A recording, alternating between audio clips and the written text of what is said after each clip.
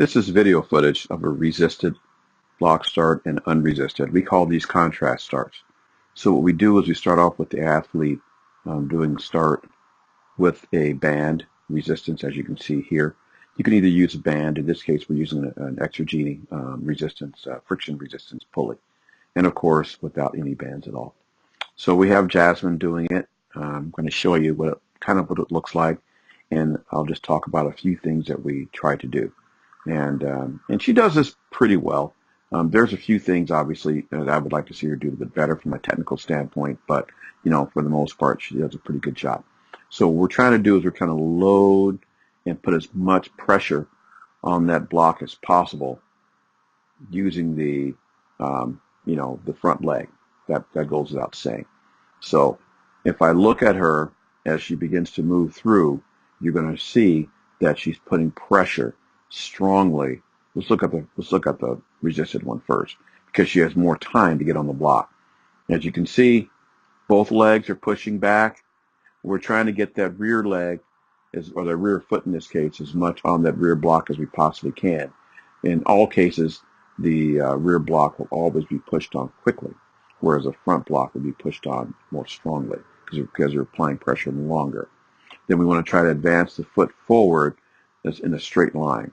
We want to avoid bringing the heel up to the buttocks in that direction. And she does a pretty good job of that. I'm trying to get the ankle to go across the knee. And if you watch the front knee as well, we want to try to drive straight back without allowing the front knee to dip down. So you're going to see that with some athletes when they have the leg too high, or when they have the knee too high because the foot's too close. So we want to have minimum knee dip, and we want to push directly back and advance the hips forward. So we always want to push the hips to the front. Then as we get to that, what we call a hard Z position, from here, the athlete will then find their body. As you can see, we call it the hard Z because that's the position that we want. We want to now avoid letting the foot move forward, but instead we want to have a negative foot strike. So what that means is basically I want negative foot speed, where the foot is moving backwards relative to the hip moving forwards. Secondly, I want the foot to strike at or behind the hip. Here's her foot, here's her hip.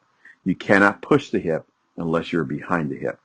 So from there, as you can see now, her foot's pushing to the rear. Then we want to advance the second foot straight ahead, relatively low. Some athletes will scrape the toe. I don't advocate doing that. I just advocate bringing the foot straight ahead into our second hard Z position from here.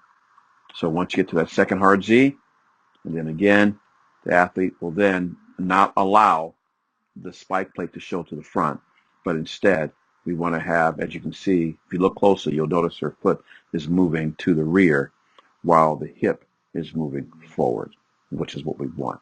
So the good thing about using the pulley, it allows the athlete time to be able to drive the leg back because you have resistance from the pulley.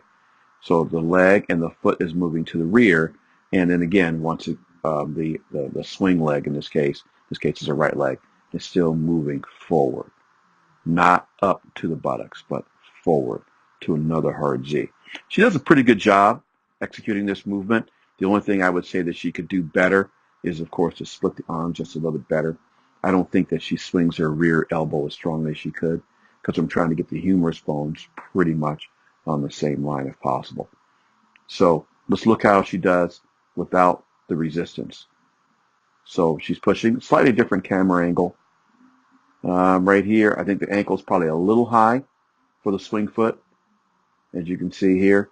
And if we look closely, if you watch her leg as it moves forward, it still moves forward, and she still gets a pretty good extension of the body down into the line, into the block, front block in this case.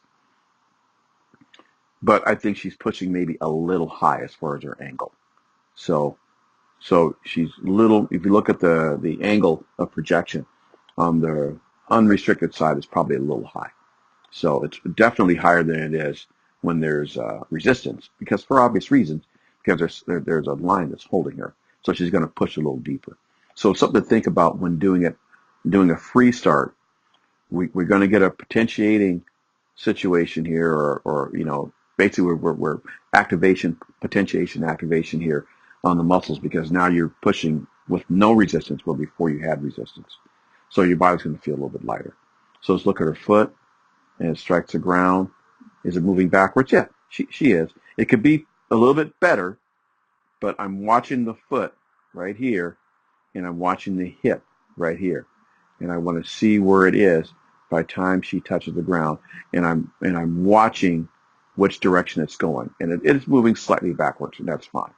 And the ball of the foot hits the ground. Now look at her hip, it's right here.